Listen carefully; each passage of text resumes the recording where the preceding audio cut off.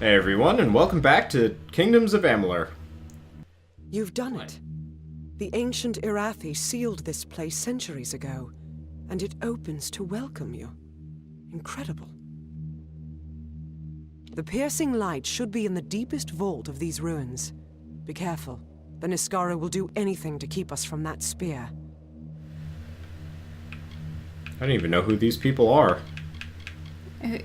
Yeah, who are they? Why don't we ask? The Balrog is a thing of dread, a Niskaru lord that the Tuatha managed to coerce into fighting on their behalf. Against the Tuatha, I had some success, but no ordinary weapon can best the Balrog. One must fight darkness with light. So we need Gandalf. Okay. No, we need the spear. Gandalf! We may be lofty, but we are not weak. Our land is cold and harsh, and we have long studied the noble arts of bow and blade.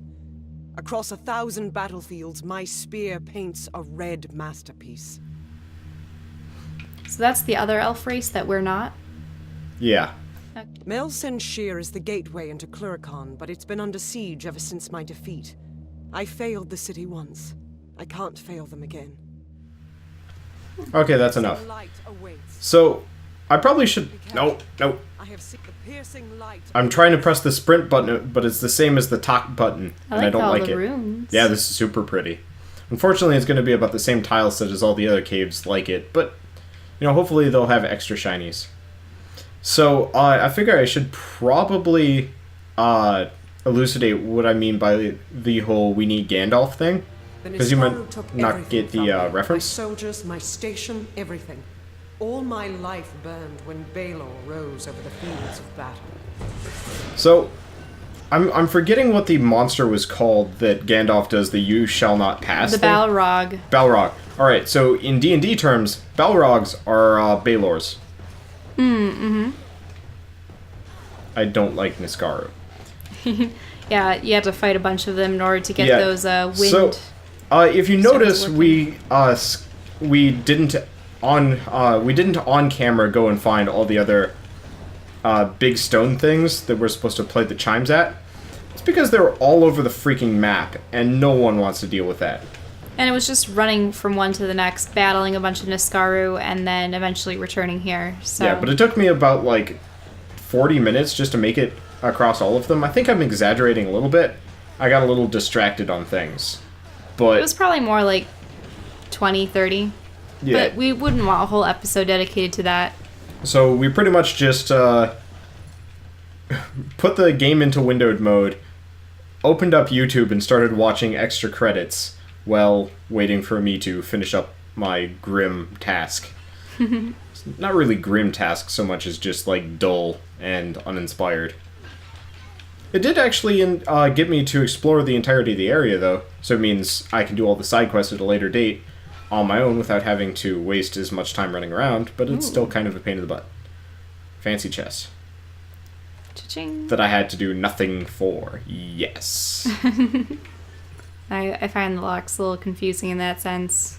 Apparently you get 2 gold from breaking the pots. Every once in a while I'm like, alright, the pots have gold in them, I should break them. And then I break them and they give me 2 gold, and I'm like, what's the point of this? Yeah, I noticed playing The Legend of Zelda Ocarina of Time on the 3DS. There are now instances where you can't break pots, and then there are times when bystanders will actually scold you for doing so. Oh, cute. The game is finally self-aware. Well, I think it was just an ongoing joke with The Legend of Zelda, so they decided to put that in. I like it. I think it would be much classier if you could still break it, but you could see the NPC's face just go from normal happy and whatever to just the furious mask salesman face. You know the one I'm talking about. Yeah. The same face no matter what character it is. So if it's this really goofy looking Goron, he still has the creepy mask salesman face just applied over. I think that would be a much better way of playing the joke. But I think that's just me and my weird sense of humor. I like being surprised by stupid things that don't belong. Yeah, I'd have to say I can't quite think of anything else that has anything akin to a Goron in it. when it comes to sort of rock eater stone people, you know? I mean, They're just so rotund and adorable they at the same are time. rock giants, more or less. They just have a slightly different design. They like visually they're unique, But I like how they roll around and they go whoop. Ooh. yeah, no, there are a lot of design choices that do set them apart from your, average, everyday, vanilla rock giant. But at their core, I think... These Niscari, they were not always in the war. It wasn't until the witch knight Malwyn started making pacts with them that they fought alongside the Tuatha. Don't you notice that a lot of male characters are called, the Witch King or the Witch Knight? And you're just going, Men have a specific thing about titles. Well... I guess women do too, I don't know. No, I'm just saying, why are they not warlocks instead? Can witch be applied to males as well as females? I mean, realistically, the whole witches, warlock... Witches have generally been female, partly because of, the olden days where witches were usually just the creepy old woman. And I mean, in Harry Potter, didn't they say it was witches and wizards? Yeah. But, then there's witches, wizards, wizardresses, warlocks. I guess witches and warlocks would be the two sides of a coin. Because there's no female warlock term that I can think of off the top of my head. Mm-hmm. I'm not timing this, by the way, am I? I'll just set it now and hope for the best. Neep. There's another dragon carcass. So many dragon carcasses. Arrgh. Yeah, I still have no idea what they're supposed to be. So, one thing I haven't actually mentioned during the filming of this, but it's not actually at all even in the same vein of gameplay, but there's a game, Tower of Guns, coming out. And I think you might be aware of this, Michelle, but I don't know if the audience is. But the guy that's making Tower of Guns used to be a tech artist / texture artist / 3D modeler, I believe. More ads. For the Amalur project. I think he was mostly on the MMO, but... so it was meant to be an MMO? No, they had another one called Project Copernicus that was a, steampunk future version of Amalur. A future version of Amalur that's steampunk? Yeah, with, airships and poop. So essentially if this became Guild Wars 2. I guess. Because I would consider Guild Wars 2 at this point to be verging on the point of steampunk-ish for some of the... Okay, look, they're selling steampunk armor on the cash shop. Yeah, and they have engineers and airships and... Yeah, okay. So, I suppose it's just that there's still enough fantasy to keep it grounded in one versus the other. Well, I think part of it is the steampunk is more of a flavor of certain areas. I Because they still have the magic Asura would tech. be considered They're Magitech. Magitech as well. Yeah. They are not at all steampunk. Whereas the Char are pretty steampunk. The humans can be steampunk. But they're kind of weird. They're like hodgepodge. Vagrant technology. I don't know. I think they're the only ones that still revere gods and such. Revere gods. Well, the Norn never revered any gods. They were more animal spirits. The Asura, they have the Great Alchemy. The Char had gods, but the gods were just the destroyers. Well, and that was also brought about by the Flame Legion, and then they decided not to worship any gods. Yep. Though, I mean, technically, if you trace it down the line, technically there was a god behind the... Fire worship, sun stuff. Well, no. No, the guy that brought the Titans out. Right. Titans haven't been touched upon again in those games. Yeah, well, we wiped out the Titans. They were like an alternate dimension thing of the Mersats that were brought about by Abaddon. Who is the final boss of Nightfall, I believe.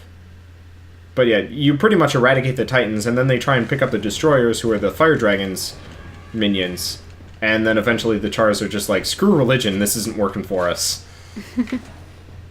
The gods we keep trying to worship keep trying to eat us. Yep. Or, you know, just butcher the crap out of everything that moves. Yeah, speaking of, I do really hope that they're coming out with another dragon at some point. Yeah. Because the living story has been fine thus far. I mean, I know that people have a lot of qualms with Scarlet Briar and her whole Joker-esque continuous plots. But I think it's just come to the point where, you know, being so busy, it's hard to come on and try to complete all these achievements in... I mean, you can do it in several hours in a single stint, or, you know, try to spread it out, but... I've heard that the spear is guarded by the Niskaru warrior, Arsagar.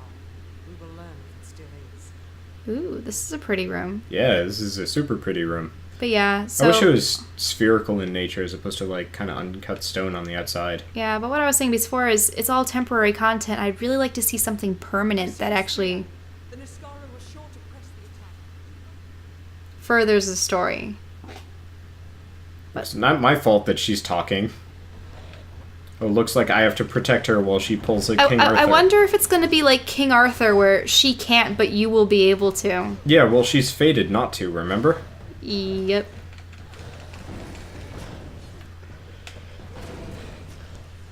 Now the question is, will you be able to keep the spear, or will Probably she not, take it from considering you? spears aren't actually a weapon in this game. I assume we are the ones that get to pull it out, and she's the one that gets to use it. I hate games like that. Going back to Guild Wars 2, it's sort of like how... Or even with Cormyr in Nightfall, in the original Guild Wars. In most games, they try to make, you know, you the hero, it's your actions and your deeds. But there are a lot of games that actually have this side character that sort of becomes a substitute main character. And it makes your actions less integral. Well, it It's- invalidates your achievements. Right.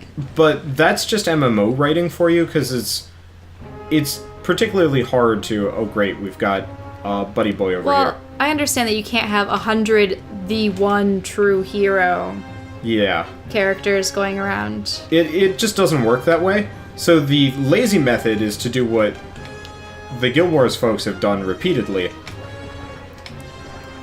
which is just more or less write in a pseudo Mary Sue character to take away the Mary Sueism of your character. Because Cormyr, for example, technically a main character in the Guild Wars 1 Nightfall mythos, but when it comes down to it, you're the one that does all the work. She's just like, I'm important and I see visions of the future and weird bullshit like that. And you know what? Screw it. And this way you don't have to worry about, you know, character names, character participations, especially with the Voice multiplayer acting. game. Yeah. Because when it comes down to it... Hold on. I have to figure out what button it's going to be. Double daggers. Neat. Oh, that... vicious. Why? But you don't have to worry about, say, if you have an 8-player party, which one of them is the main character that gets to become Abaddon in the end. she- She did get it. Well, good for her. She just needed some time. Bit late on the I don't know what uptake. to feel. All the years I spent trying to claim this weapon, and I never truly thought I would. I was not fated to have it. Not until you came. You have thrown back the veil of fate and revealed what is truly possible. It's almost enough to make me believe in second chances. Yes, but it is so much more. This will end the siege of Mel Senshir. It will bring the death of the Balor. It will give me my chance for redemption. And I never would have laid hands on it, if not for you. Kind words, but not true. My day will come when Balor is dead at my feet, and I would be honored to have you beside me then, too. Meet me at Rathir, the city in the east. Together we will break the siege of Mel Senshir and turn the Tuatha tide. I like how she's actually modest and like, you know, it's all you, whereas I know that there are other characters who'd be like, Just take all the credit. It's All right. me. One thing I noticed, she has like no emotions whatsoever on her face, which bothers me. But she's also not looking at us. She's looking like maybe half a foot above us. Well, it's Which is because freaking me out a little bit, because she's standing above us, I know. everyone's probably supposed to be talking to one another on the same plane, and... Yeah, it's just lazy. To get to Melsenshire, we need to take a ship from Rathir, and that means convincing Elund Karth, the city's ruler. With the wards down, I think we can get out this way. You do that. I got loot to grab.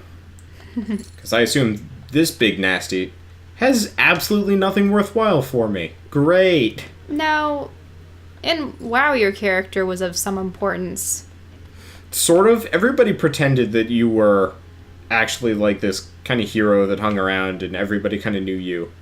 It was cool. You never really felt like you were a character in anything. And it had some, lip service that they would do with the, they would have, cutscenes where you'd come in and talk to Jaina and Thrall, and you try and mediate things, and be like, we need you. But when it all came down to it, you were just another dude doing things.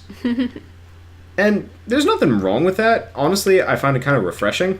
Yeah, but I mean, is there a game where there's even mention of the potential of there being other players that are doing the same exact things as you? Like, as a group, rather than as an individual? Nope, not at all. Guild Wars 1 kind of had it, where you were taking the place of the NPCs that you could recruit, and, you were kind of their party. But it wasn't the same. I don't know. I think it would be much better for it to be self-aware than just kind of crappy. And, trying to pretend you're the great hero. Let's say that you're in some academy and they actually acknowledge the fact that there are other students just like yourself. Well, they did actually do that in the tutorial for Guild Wars 1, if I recall correctly. But there's a quest here, apparently. Oh. In the ground? Or after it's a, balls.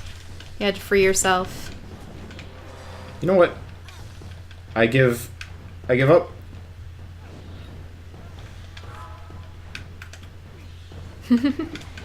Magic. These are tough spiders. Okay, never mind, they're not that tough. But I think really you just sometimes need to concentrate your efforts. yeah. Well, I think it has something to do with health in the game, where if once you take off half the health of a monster, the second half is actually much easier to take down. Remember fighting that one Reaper in Mass Effect 3? Ha ha ha ha ha. Oh. So he would just get lasered on the final round after having to dodge and hone a device. You should give a little bit of background information for that. So No, you don't want to give away too much. People might not have played through it. Well, you're fighting a Reaper and it's shooting lasers at you, and you have to shoot it in the face 4 different times with a slowly charging weapon. And I would always get up to the last part, and it goes to slow-mo. And what I would do is just sidle over to the side to dodge its laser. But it was so close at that point, there was no dodging it. And every time you die, you have to start from the very beginning of the sequence. Pretty much, which kind of sucked. All right. And then I came to the conclusion that just if you're stand actually there standing and shoot them still, faster. It'll actually focus faster. Yeah. All right, so I'm going to quick double check this. All right, that's not even the quest we want to be tracking. This is... Where does this bring us? All the way over there. So... Is that the port that we're supposed to be going to? Yep, to continue the plot. So, instead of blathering and walking all over to the port and stuff, we'll see you guys on the next episode of Kingdoms of Amalur. See you guys then. See you then.